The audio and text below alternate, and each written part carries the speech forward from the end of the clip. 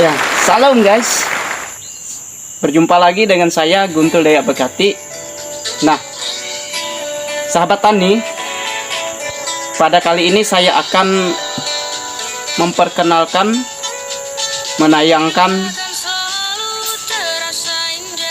kebun sayur saya secara khusus, kebun timun ini. Ini kebun timun, sahabat tani. Nah, saya akan berbagi pengalaman, tips bagaimana cara menanam timun,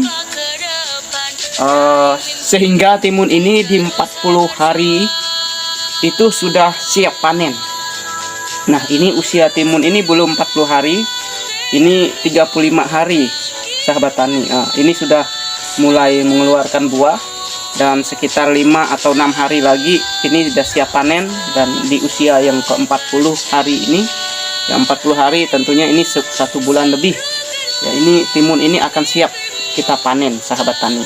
Nah, pada video ini saya akan berbagi pengalaman kepada sahabat tani yang ada di luar sana, bagaimana cara menanam tanaman timun dan atau tanaman unggul lainnya sehingga di usia 40 hari sudah pasti panen.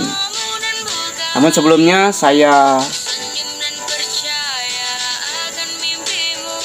meminta kepada sahabat tani atau sahabat-sahabat yang menyaksikan video ini agar dapat mendukung channel ini dengan tekan tombol like, subscribe. Jangan lupa tekan loncengnya supaya semua video-video yang saya tayangkan dalam channel ini dapat saudara saksikan di hari berikutnya. Dan jangan lupa juga share setiap video-video yang ditayangkan ini kepada sahabat-sahabat yang lain, sehingga melalui video ini kita bisa saling berbagi secara khusus dalam hal pertanian secara organik ya, secara organik, sehingga sahabat tani di luar sana boleh semakin termotivasi, terinspirasi, dan semakin semangat lagi bekerja sebagai petani, bahwa pekerjaan sebagai petani ini sebenarnya sangat menguntungkan, ataupun penghasilannya kalau kita bisa tekuni dengan baik, dengan sungguh-sungguh, penghasilannya per bulan itu bisa lebih dari gaji pegawai negeri, saudara, sahabat tani. Sekalipun di dalamnya memang tidak mudah, tidak gampang ya. Tentunya kita perlu namanya pengorbanan, perlu namanya perjuangan ya, perjuangan. Kemudian kita berkorban secara waktu, tenaga, uang, tentunya itu pasti kita lakukan. Tapi kalau kita tekuni, kita kerjakan dengan sungguh-sungguh, dengan baik, dengan ikhlas, dengan terus mengandalkan Tuhan di dalamnya, maka segala apa yang kita kerjakan seperti ini, dia akan berhasil. Modal yang pertama adalah iman. Iman. Yang kedua itu doa. Doa. Kenapa saya katakan iman, sahabat tani? Dalam bekerja kita jangan lupakan Tuhan, melainkan kita mengandalkan Tuhan.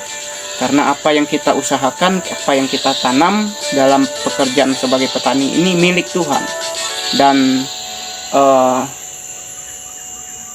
kalau kita mengandalkan Tuhan di dalamnya, maka Tuhan akan lebih memberkati, Tuhan akan lebih membuat berhasil apa yang kita kerjakan. Nah, karena di dalam Yeremia pasal yang ke-17 ayat 7 dikatakannya, diberkatilah orang yang mengandalkan Tuhan, yang menaruh harapan kepadanya.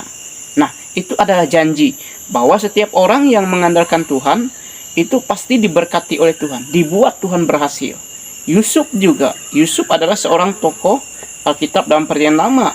Dalam kehidupannya dia menderita, dia dibenci keluarganya, saudaranya, kemudian juga dia dibuang, dia dijual, lalu dia hidup di tengah-tengah orang yang memang belum dia kenal, hidup di istana Firaun dan juga di rumahnya Potifar pada waktu itu. Tapi Oleh karena Yusuf hidup takut akan Tuhan, mengandalkan Tuhan dalam sepanjang hidupnya, dalam pekerjaannya, dan tulus mengerjakan apa yang dipercayakan dengan sukacita, dengan baik, dengan jujur, dan tetap menjaga kekudusan, maka pada akhirnya Yusuf itu menjadi orang yang terhebat, orang yang berhasil. Dia memiliki orang yang terhebat di antara yang lainnya di Mesir, saudaraku.